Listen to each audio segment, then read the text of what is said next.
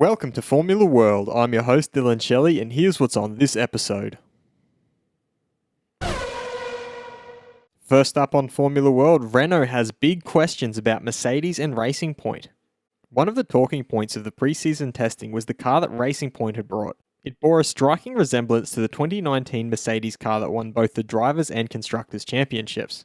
The team's technical director Andrew Green had defended this design direction by saying that it was the best strategy to take inspiration from the best. All this doesn't sit well with Renault team boss Cyril Abiteboul, who did not hold back while giving his opinion on Racing Point's tactics. At least they'll have great photographers if they can do that. He explained why he thinks copying another team isn't something to be proud of. I've never experienced this in F1, that a team is just proud to say that it has copied something. It has no value at all if you copy it, so how can you be proud of that? He concluded by alluding that the matter isn't closed and that the legality of the entire copying process needs to be investigated. The most important thing to investigate is whether they made this design based on the public information or whether they obtained that information. We do have big questions about that. Double race weekends. With racing having come to a standstill, a lot of rumours and speculation have been swirling around in the world of F1. One of them happens to be about how 2020 could begin with a double race at Austria and that Silverstone would follow. Red Bull team advisor Helmut Marko gave his thoughts on this. He began by explaining the possible challenges. You have to wait and see, because we are not alone in the world. Even if you could organise it, you still have to take into account the situation in other countries and the possible travel restrictions. As long as no one is allowed to go here, we can't race. He then added how Austria is ideal if a doubleheader did come to fruition. The advantage of Spielberg is that we can act quickly here. Everything is already done here, so you could basically start right away. So many tickets have already been sold, you don't have to postpone it for financial reasons. There is a possibility to race there directly, but it will depend on Liberty Media and the rest of Europe.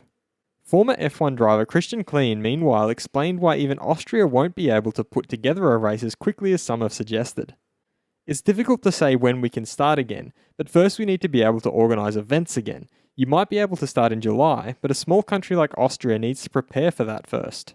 Besides, it's also just a matter of seeing how the rest of the world is doing before we go racing again. Fast feed.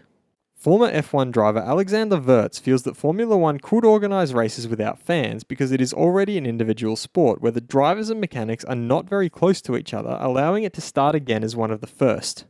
The possibility of the British Grand Prix going ahead of schedule just became even more remote as the UK have just cancelled the Motorsport Festival Goodwood and the tennis tournament Wimbledon, both of which were scheduled around the same time as the Grand Prix. The Canadian Grand Prix has officially been postponed, with F1 CEO Chase Carey aiming to run the race later this year. Mercedes team principal Toto Wolff has reiterated that he won't be CEO of Aston Martin, and neither will he take a strategic interest as an investor there. Racing Point has revealed that some of the staff have now been placed in temporary furlough, and their drivers will also take a voluntary pay cut. And former Red Bull driver Christian Klein is of the opinion that it is not possible to organise more than 2 races during the summer break, and even if the season is extended until December 13th, 18 races is really not realistic.